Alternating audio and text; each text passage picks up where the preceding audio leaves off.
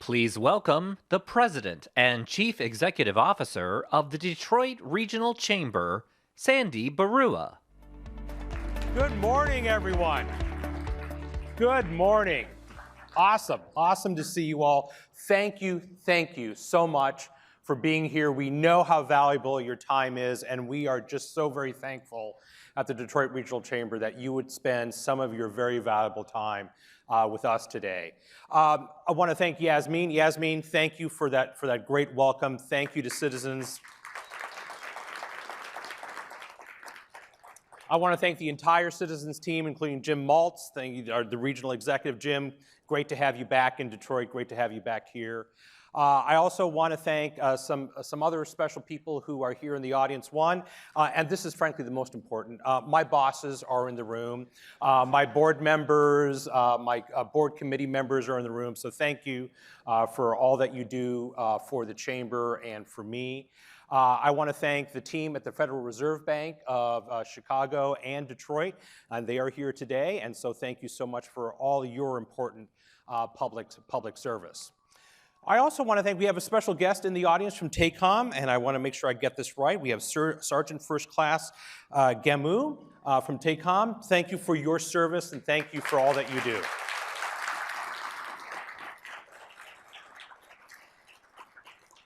So this is our 9th annual State of the Region report and event.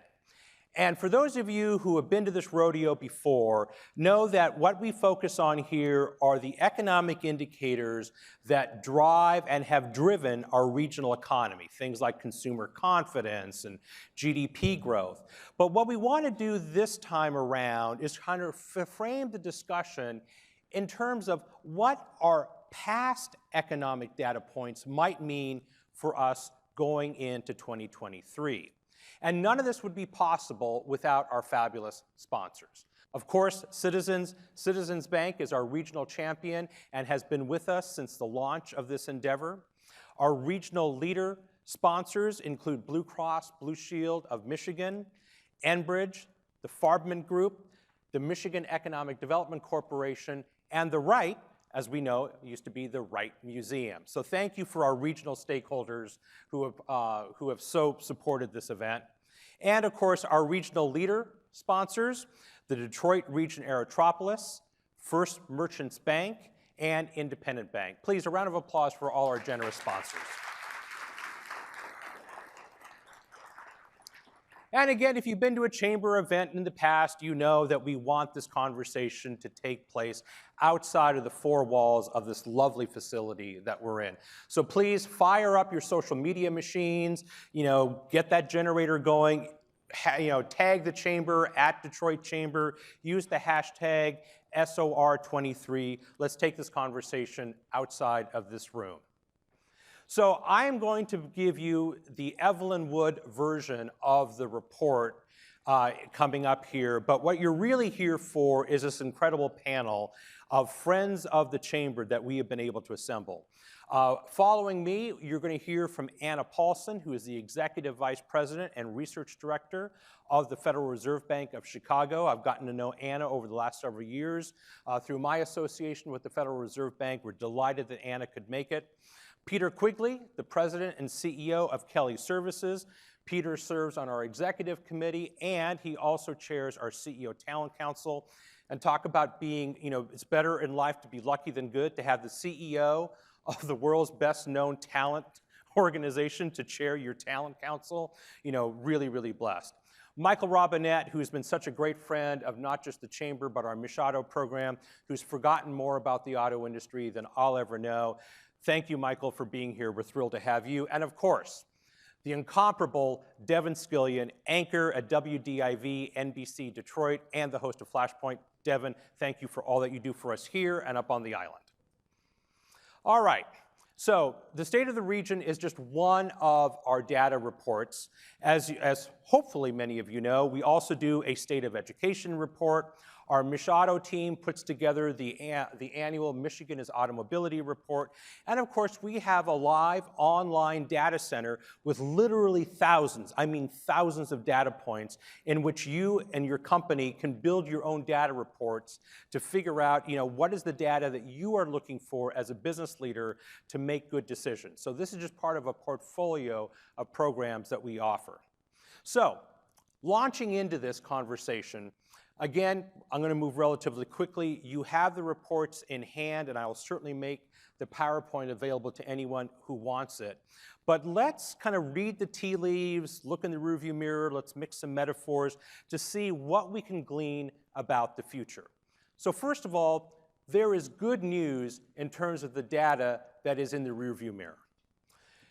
We all know the saying that when the United States gets a cold, Michigan gets the flu, something we know all too well around here.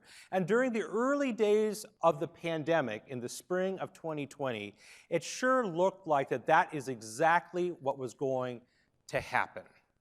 But starting that summer in 2020, both the state and our region outperformed expectations.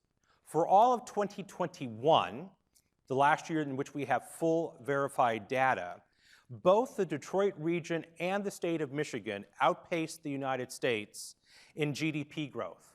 And regional GDP growth here in the Detroit region was up 8.7% in 2021. That's an incredibly strong number.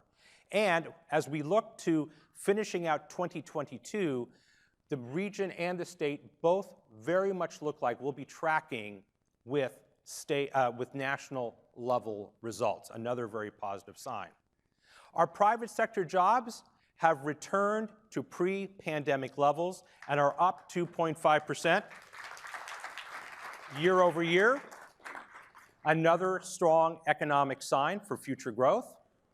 And of course, another example of our region outstripping expectations is the all-important unemployment rate. At the beginning of COVID, right? Look at these numbers. The U.S. is the orange line, the region are the blue bars. It certainly looked like when we entered into COVID that the whole U.S. gets a cold, Michigan gets the flu scenario was going to play itself out again. But look what happened starting in that summer of 2020. Just like the GDP number, our unemployment rate defied expectations, and we have been at or below the national average for most of the pandemic. And in fact, today, we are lower than the national rate at 2.9%. Incredible, incredible stuff for us. And I love the applause. It's like I'm responsible for this. This is great. It's so life-affirming. So when we look at the city of Detroit, where were we when we filed for bankruptcy a decade ago? Over 17% unemployment. In the city today, 6.4%, lower than we have been since 2000, an incredibly, incredibly positive sign for the city of Detroit. And let's look at consumer spending. It's clear, it is very clear, that inflation concerns have not stopped consumers from spending. If you compare Q3 2021 with Q3 2022, you see consumer spending in real dollars. The increase you see in this chart, the $13.8 trillion to $14.1 trillion year over year, this is not due to inflation. These are real numbers, inflation-adjusted numbers. So despite high inflation, consumers bought more goods and services than they did a year ago. Now, this rate of consumer spending increase is cooling. In 2021, the increase was 8.3% compared to the 2.8% that we saw in 2022. And the indicators show that we're expecting additional cooling in 2023.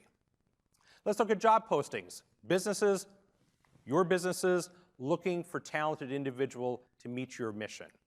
It's important to understand that this data is seasonally adjusted. So looking at it month to month is less important than looking at it from year to year. The big takeaway, Despite elevated inflation and these high-profile layoffs that we see in the media, our region has 200,000 job openings today. Now, that is down 17% from the peak of March of 2022, but 200,000 open jobs in the state of Michigan is a really lush number. And to put that number in perspective, that means we have 100,000 more job openings than we have unemployed people in the state of Michigan. There are 7 unemployed persons for every 10 job openings. Again, really strong numbers. New business applications. Those of you who have heard me talk before, apologies, this is a number I've been really excited about since the beginning of the pandemic. One of the unique elements of the Great Recession of a decade ago was people did not start new businesses during the economic challenges. And that is something that usually has occurred in economic downturns. People get laid off and they decide to start their own business. And that is a very positive development because a lot of those businesses go on to be very successful and it helps fuels economic growth. That did not happen a decade ago. But since the beginning of the pandemic, we have seen a significant spike in new business applications. And this is an incredibly positive sign. It's 45% higher than it was prior to the pandemic. And this is not just a good sign for what it might mean for 2023 in terms of perhaps mitigating a potential economic downturn, but it's certainly good news for the long term. All right, let's take a look at some of the numbers that make us go, All right, CEO confidence. According to our friends at the Conference Board, corporate CEOs are actually not that different than consumers. They remain pretty bullish about their own situations. 90% of CEOs, this is again a national number, expect to increase their capital budgets in 2023. 44% plan to expand their workforces. But yet, 85% are expecting a brief and shallow economic downturn. Small business owners, according to the U.S. Chamber of Commerce, feel very similarly. 64% of them feel that their businesses are in good shape, and 2/3 of them are comfortable with their cash flow. Yet only 27% of small business owners feel that the economy at large is doing well. So corporate leaders, small business owners, and consumers like all of us seem to have the same, I'm doing just fine, the rest of you are in trouble attitude. Now, this is going to be shocking news. Inflation is on the top of mind for everybody. 92% in the Chamber's last statewide voter poll said that inflation is a big concern. Inflation in our region peaked in June of 2022 at 9.1%. We're trending down a little bit now at about 8.5%, and we are just a little bit higher than the national average. Now, of course, some of the more late-breaking data, at least nationally, shows that inflation has moderated to about the 6% range, roughly. And that is a good sign because it's headed in the right direction, even though it's certainly higher than we'd all like, and I know it's certainly higher than my friends at the Federal Reserve Bank want it to be. And yes, there is bad news. So, consumer sentiment. Moderating inflation numbers is not lifting the mood of consumers. The University of Michigan Consumer Sentiment Index reached a record low in 2022. Now, it's trending back up, but to put this in perspective, the consumer confidence sentiment numbers are in territories actually worse than they were during the Great Recession. And to me, I just find that odd because, people feel pretty good about their own situations. The unemployment rate is literally at record lows. The economy is still growing, but consumers could not be more unhappy.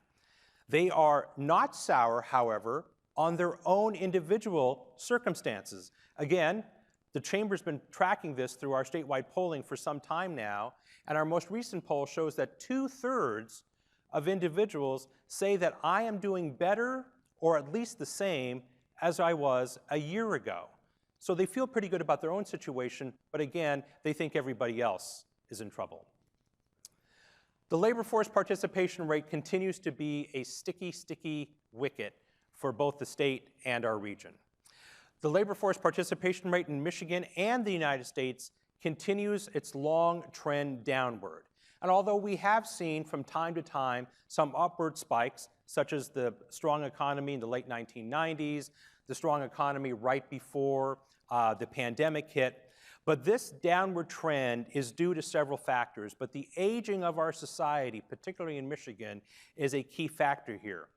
Perhaps most problematic about these numbers is that our region, the Detroit region, is last in labor force participation amongst our peer group, and Michigan ranks 39th of the 50 states in terms of labor force participation. These are not the numbers that we need to see in order for our businesses to fill their hallways and their offices and their factory floors with the talent that is needed to compete and win in the 21st century. Now, you may have noticed this too. Our downtowns aren't quite as filled as they used to be.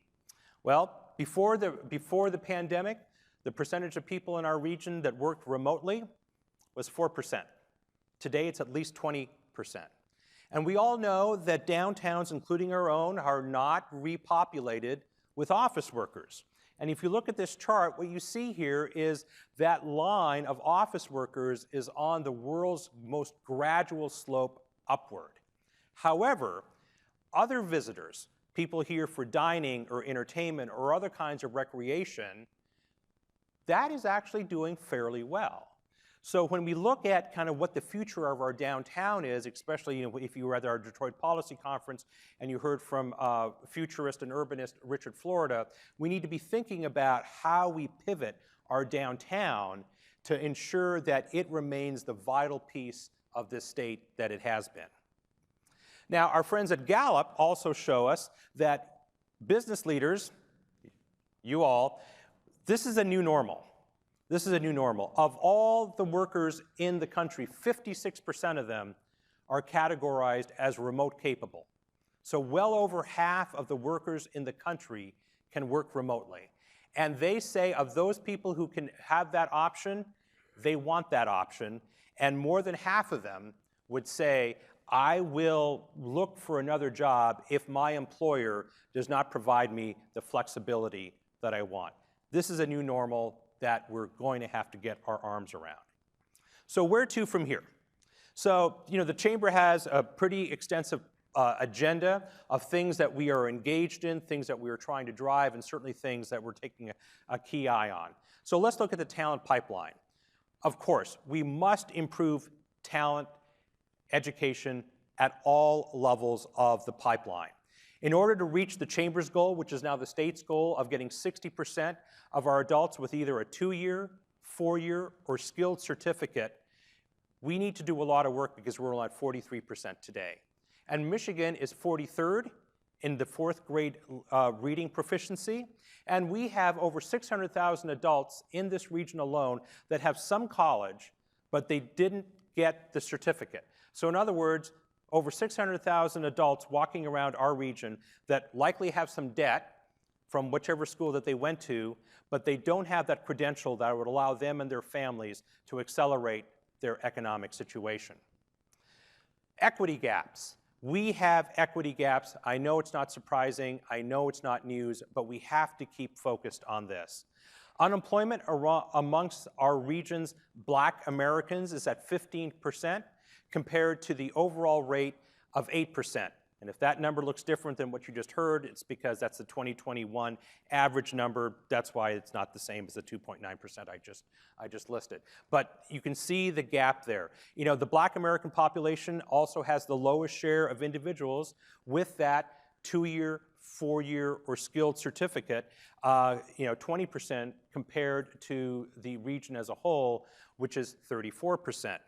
When it comes to income, we see the same thing. Hispanic, Latino, and our Black American populations earn the least in the region, about $25,000, compared to the regional average of $43,000.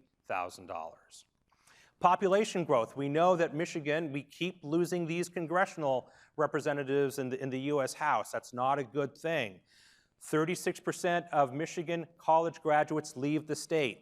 We need to be creating these attractive, welcoming communities with public transit, affordable home ownership, walkable downtowns that entice the people who get educations that are great institutions here stay here. We need to be really intentional about recruiting talented persons to the region with our compelling job opportunities, and we have these job opportunities, our quality of life, our natural assets, and of course, our affordable cost of living.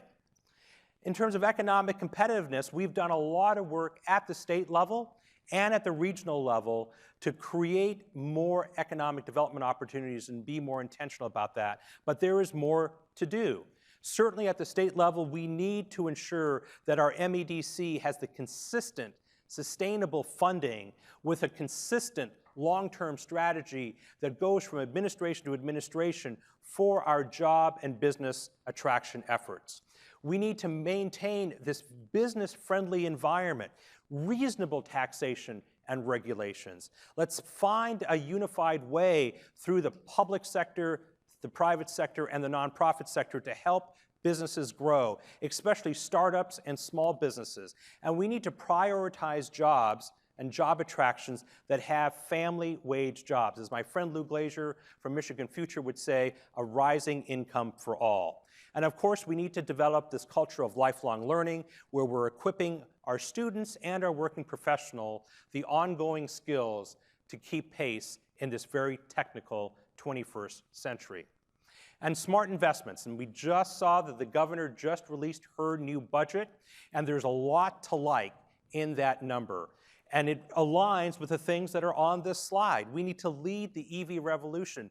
It is going to be really hard for our companies that are at the center of the global EV revolution to lead the world in this transition that is taking place if we as Michiganders and we as our communities across here aren't also leading the way for EV adoption and EV infrastructure. We, of course, need to get the basics right. As the governor would say, let's fix the damn roads and everything underneath the roads. Let's ensure that we're investing in our logistics supply chains, our ports, our airports, our railways. We can be a logistics leader, and our companies need us to be a logistics leader. We need to ensure high-speed internet for all. It shouldn't matter where you live or what you do or what income you have. You need to be connected to the high-speed internet because that is the highway for all of us in the 21st century. And of course, we need to work on our connected infrastructure as the connected vehicles of tomorrow are already hitting the roads today. We need to be making those kinds of investments. So I know that's the Evelyn Wood speed reading version of the report. You have it with you. Please share the report, refer it to others. It's available online as well. We're happy to provide additional copies should you need to. Now, I'm looking forward to listening to the panel who will provide a rebuttal and fix all of the mistakes that I made. So thank you all for being here. Look forward to the panel.